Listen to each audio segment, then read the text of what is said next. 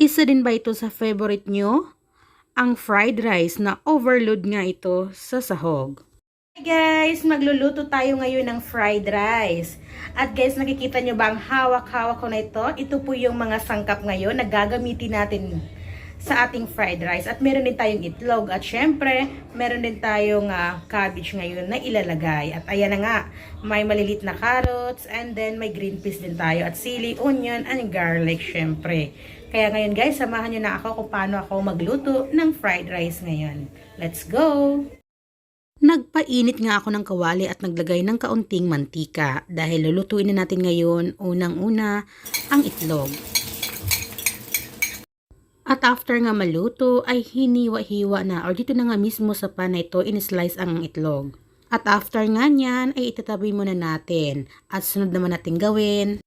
At ito na nga guys, nagbigay ako ngayon ng garlic oil. Garlic oil yan guys. Oil na may garlic. Onion. Bitayin natin yung onion.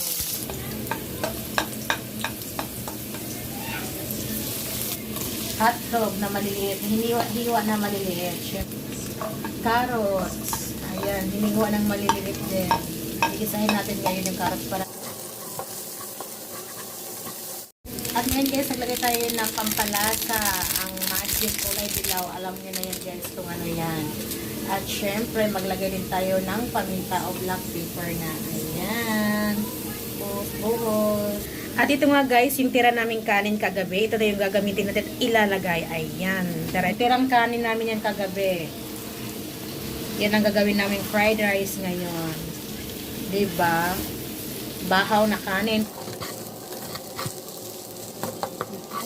At nag-add din ako ng kaunting oyster sauce dito para hindi naman maputla yung ating kanin.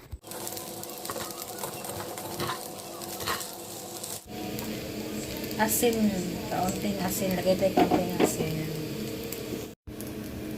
Ayan, maglalagay na tayo ng cabbage. Ganyan guys, kadaming cabbage. Ilalagay natin yan sa ating fried rice. Ayan.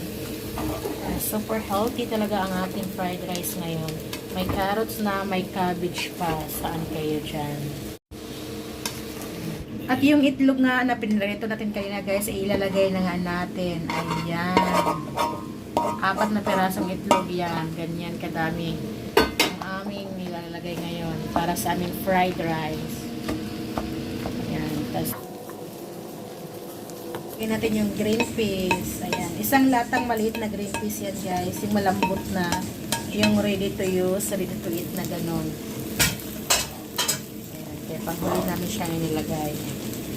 So ayan, mix ulit, halo-halo. At naglagay din pala kami ng sili na green kasi mahilig na kami sa maanghang. At naglagay din ako ng 3 pirasong sili. At ayan, takpan na natin. At super hina po ng apoy. At after 2 to 3 minutes, ay off na po natin. At ready to serve na.